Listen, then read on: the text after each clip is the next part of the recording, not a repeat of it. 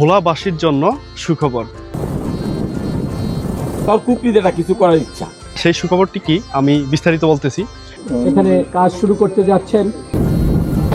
এই প্রজেক্ট একটা ভালো ভূমিকা রাখতে পারে, আপনাদের সহযোগিতা পেলে ইনশাল্লাহ। হ্যালো এভরিওয়ান, আসসালামু আলাইকুম। কচ্ছবিয়া থেকে আমরা যাচ্ছি চর কুকরিমুকরির উদ্দেশ্যে। তো আজকের ভিডিওটি একটু স্পেশাল, কারণ হচ্ছে কি ভোলা এবং ভোলার বাহিরের সবার জন্য থাকছে একটা সুখবর। আর সুখবরটির জন্য একটু ভিডিওটি লাস্ট পর্যন্ত দেখতে হবে। তার আগে ছোট পরিসরে আমি একটু চর কুকরিমুকরির ইতিহাস বলে নেই। চর কুকরিমুকরি তৈরি হয়েছে মেঘনা নদী ও বঙ্গোপসাগরের পলিমাটি জমে। শত শত বছর ধরে নদীর স্রোত ও জোয়ারের কারণে এখানে নতুন ভূমি সৃষ্টি হয়। এই ধরনের চরকে অস্থায়ী ভূমি বলা হয়, কারণ সময়ের সাথে সাথে এগুলো ভাঙ্গে আবার গড়ে ওঠে। কুকরিমুকরি নামটি নিয়ে স্থানীয়ভাবে নানা গল্প আছে।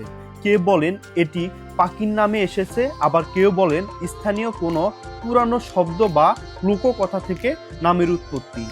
প্রায় 100 থেকে 150 বছর আগে এখানে মানুষ বসতি স্থাপন শুরু করে। মূলত জেলেরা ও কৃষকরা নদী ও সাগরের কাছাকাছি থাকার সুবিধার জন্য এখানে আসে। তারা মাছ ধরা, লবণাক্ত জমিতে কৃষিকাজ, পশুপালন এসব করে জীবনযাপন করেন। বর্তমানে চর কুকরিমুকরি একটি জনপ্রিয় পর্যটন স্থান, প্রকৃতিপ্রেমীদের জন্য আকর্ষণীয় গন্তব্য, উপকূলীয় পরিবেশ রক্ষার একটি গুরুত্বপূর্ণ অঞ্চল। তো বন্ধুরা, আপনারা দেখতেই পাচ্ছেন আমরা অলরেডি চর কুকরিমুকরি চলে এসেছি। আমরা এখন চর কুকরিমুকরি গেস্ট হাউসে যাচ্ছি। এখানে রেস্ট করব, দুপুরে লাঞ্চ করব, দেন বের হবে এবং আপনাদের সেই কাঙ্ক্ষিত সুখবরটি আপনাদের কাছে তুলে ধরব। ভোলাবাসীর জন্য সুখবর। আমি এখন আছি চর কুকরিমুকরি। তো আপনারা দেখতেই পাচ্ছেন আমার পিছনে অনেক লোকের সমাগম এবং একটা কাজ চলমান। তো এটি হচ্ছে চর কুকরিমুকরি গেস্ট হাউসের পাশাপাশি অথবা চর কুকরি বাজারের কাছাকাছি। তো এখানে হচ্ছে একটি রিসোর্ট হচ্ছে, রিসোর্টটির নাম হচ্ছে সমুদ্র বিলাস। তো আপনারা দেখতেই পাচ্ছেন আজকে হচ্ছে সমুদ্র বিলাস রিসোর্টের হচ্ছে কাজ শুরু হয়েছে। মিলাদ এবং মাহফিলের মাধ্যমে হচ্ছে কাজটা শুরু হয়েছে। তো বিশেষ করে আমাদের ভোলাবাসীর জন্য এটা সুখবরের কারণ হচ্ছে একটাই, আমরা কিন্তু অনেক সময় চর কুকরিমুকরিতে আসি, ভালো একটা জায়গা পাই না থাকার মতো। এখানে যে প্রথম প্রাথমিক অবস্থায় যে কাজটি ধরা হয়েছে এটি হচ্ছে কটেজ দিয়ে হচ্ছে তাদের কাজ শুরু হয়েছে। তো আমি আশা করি আমরা নেক্সট টাইম বা আগামী 6-7 মাস পরে আসলে অবশ্যই এরকম একটা সুন্দর পরিবেশে থাকতে পারবো। এই সমুদ্র বিলাস রিসোর্টটি যে করতেছেন তিনি বলেছেন যে এটি মূলত সে লাভের আশা করেননি বা এখানে বিজনেসের ইচ্ছাই করেননি, এটা মূলত করেছেন চর কুকরিমুকরি মানুষের উন্নয়নের জন্য।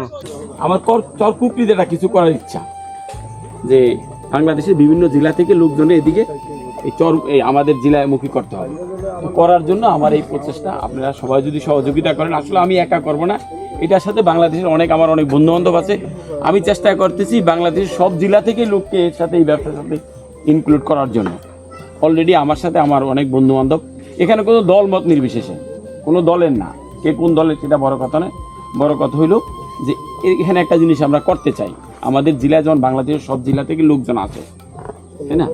আর যদি আপনাদের সহযোগিতা থাকে, শুধু আমি প্রথম আসছি তাই না, মনপুরা এবং এই চর কুকরিমুকরিকে একটি ট্যুরিজম এলাকা হিসেবে ঘোষণা করার জন্য এবং ইকো পার্ক করার জন্য তিনি তার প্রচেষ্টা অব্যাহত রেখেছেন। তারই প্রচেষ্টার অংশ হিসেবে একটি বেসরকারি সংস্থার মাধ্যমে এখানে আজকে সমুদ্র বিলাস নামে একটি পর্যটনের জন্য কটেজ নির্মাণ এবং এই পর্যটনকে আরো উন্নত করার জন্য এখানে কাজ শুরু করতে যাচ্ছেন। মহান আল্লাহ রব্বুল আলামিনের কাছে আমরা সকলে মিলে দোয়া করব যে কটেজ যে শুরু করেছে, আপনাদের সহযোগিতা পেলে ইনশাল্লাহ এই কুকরিমুকরি বলেন, মনপুরা বলেন, কক্সবাজারের মতো সেই পর্যটন এলাকাকে একটা বিশাল এলাকায় রূপান্তরিত করবে। এই এলাকার মানুষকে সাথে নিয়ে এই এলাকার উন্নয়ন সমৃদ্ধিতে যেন এই প্রজেক্ট একটা ভালো ভূমিকা রাখতে পারে, এটি আসলে মুখ্য উদ্দেশ্য। কারণ যদি ব্যবসায়িক বা বাণিজ্যিক চিন্তা করতো তাহলে এই ঘরটা এখানে না হয়ে চরফ্যাশন বাজারে হলে অনেক বেশি লাভবান হতো। তো লাভের হিসাব সবসময় না করে আমরা আসলে মানুষ আসলে জীবনের খোঁজে এখন আসলে প্রকৃতির কাছাকাছি আসে, তো সেই অভিপ্রায় নিয়ে এসেছেন। আজকের মতো ভিডিওটি এ পর্যন্ত। সবাই ভালো থাকবেন, সুস্থ থাকবেন, আল্লাহ হাফেজ।